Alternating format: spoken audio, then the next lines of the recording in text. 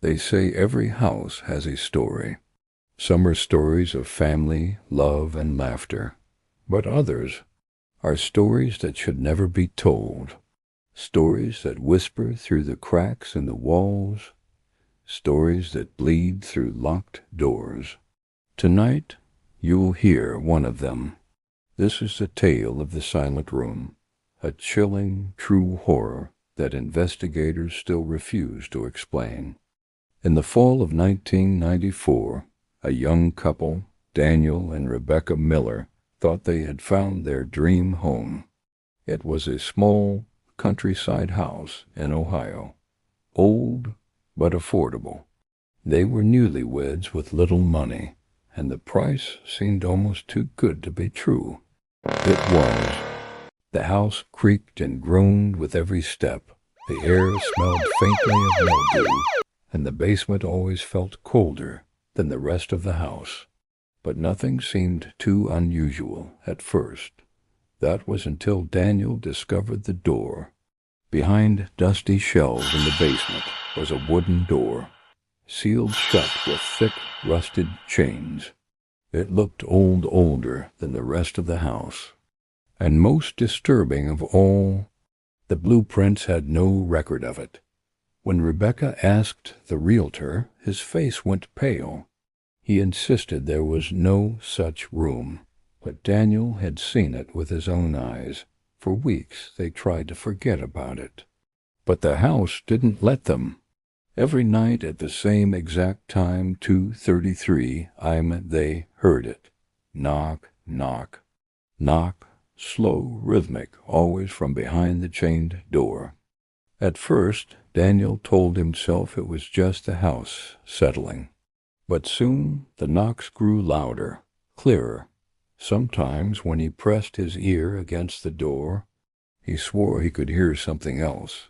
Breathing, Rebecca was terrified. She begged him to leave the door alone, but curiosity is dangerous.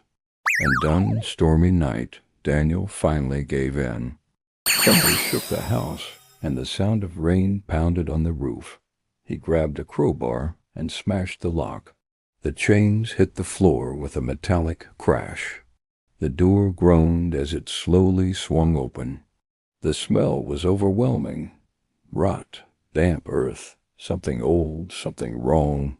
The room was small, perfectly square, with no windows. The walls were covered in scratches. Words etched over and over again, carved by desperate fingernails. "Don't let me out," Rebecca screamed, begging Daniel to close the door.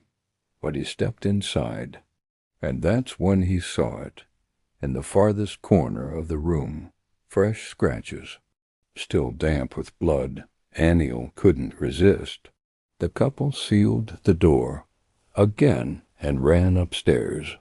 They didn't sleep that night. By morning, they packed their belongings and left without looking back. They abandoned the house completely. Furniture, clothes, everything they owned, it didn't matter. All that mattered was never returning, but the house didn't stay quiet. Neighbors claimed they still heard noises at night, knocks echoing from the basement. Almost 10 years later, in 2003, the house was broken into by a group of teenagers. They dared each other to go into the basement. What they found was the same chained door. They ran out screaming, calling the police. The officers who arrived thought it was just trespassing, but when they cut through the chains and entered the room, they found the carvings on the walls again. But this time the words had changed. "You let me out." The scratches were fresh, and there was no sign of who or what had made them. The police sealed the room once more. The house was condemned and left to rot, but anyone who passes by at night swears they can still hear it, the same knocking, the same rhythm, as if something inside is waiting.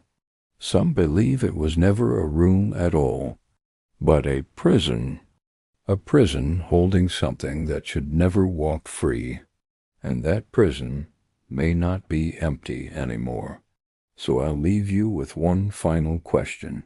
If you heard a knocking sound coming from a locked door in your own home, would you open it, or would you leave it sealed forever?